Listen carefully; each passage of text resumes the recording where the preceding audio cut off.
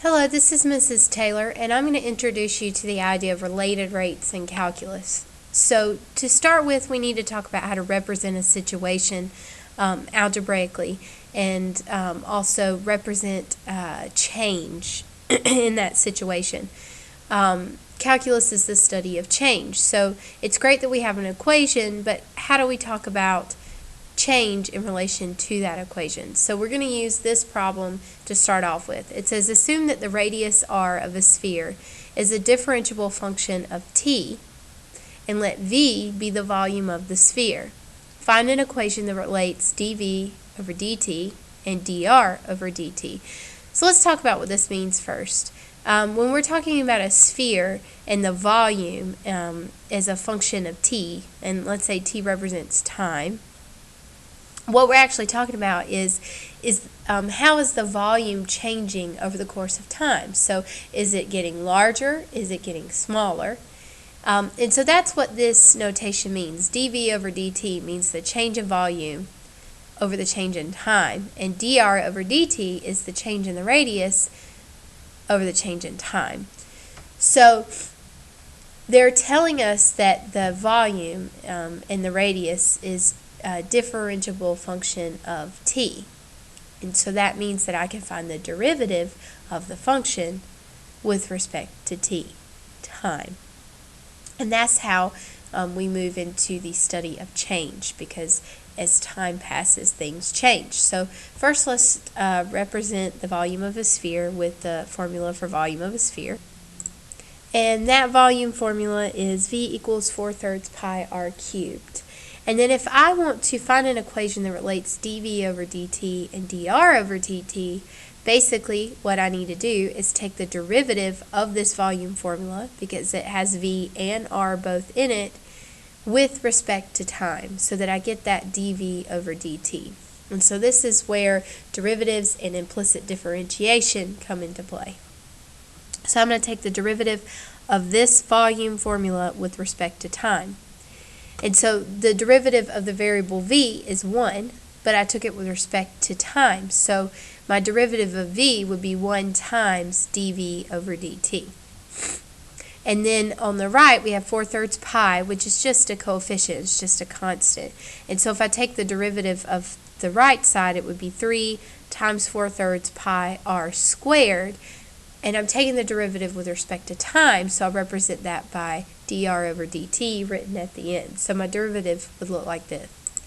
So my derivative would be dv over dt, or the derivative of volume with respect to time, equals 4 pi r squared dr over dt, the derivative of the radius with respect to time.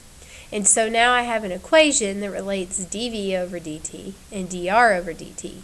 And this equation represents the change in volume with respect to time of this sphere. So that springboards us into related rates, where we have several different variables that are changing according to time, and so our equation relates all of them together. So with related rate problems, it's more than just creating the equation. We also have to solve for some rate of change or some variable by the end of the problem. So here are some really good steps or strategies for solving related rate problems in general. First thing is you got to understand the problem. So that means you read through it, you set up your equations, you draw a model, do whatever you have to do to wrap your brain around the problem. What are they asking for, and how do you find what it is?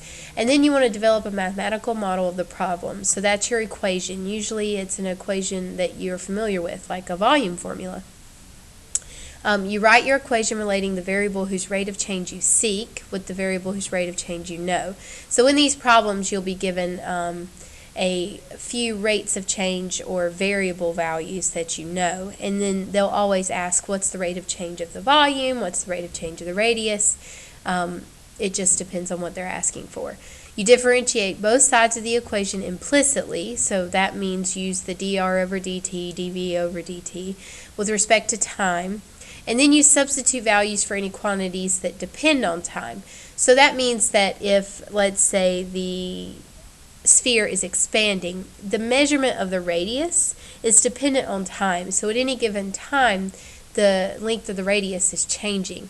And so what this is saying is you want to complete steps 3 and 4. You want to find the derivative and then plug in a given value for a radius that's changing. So keep that in mind. That'll become really important as we move through these. And then the last part's interpret the solution. So always go back, read your problem, and make sure that you found what they're asking for and that you don't just give a numerical answer. You actually say the rate of change of the volume is so many cubic inches per second. You want to give units and you want to put in the context of the problem. So those are the steps for solving these related rates problems. So let's dive into a problem. So in this problem, it says a particle moves along the path y equals x cubed minus 3x squared plus 2. If the particle's horizontal rate of change when x equals 4 seconds is 3 feet per second, what is the vertical rate of change at that instant? So if you think through this, what was the first step? Understand the problem. So we have a particle moving along a path, and they're giving us the horizontal rate of change. So that's its rate as it moves to the left or to the right. And then they want us to find vertical rate of change. So the rate of change, it's up and down movement. And so if it's along the path y equals x cubed minus 3x plus 2, we can think of horizontal as your x value and vertical as your y value. So I think we understand the problem pretty well. Develop a mathematical model of the problem. Well, they kind of already gave us that here with this equation. And so there's our mathematical model. And then it says, write an equation relating the variable whose rate of change you seek with the variable whose rate of change you know. And so we're seeking the rate of change of the y variable, and we know the rate of change of the x variable.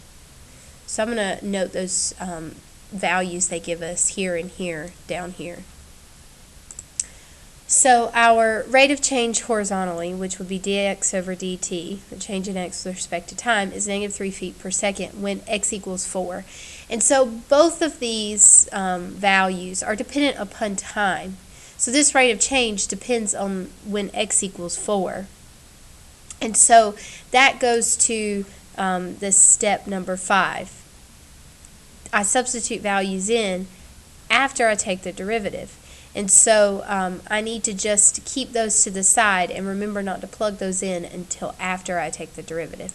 So we have our equation. Now we differentiate both sides of the equation implicitly with respect to time. And so I'll take the derivative of the left and right side.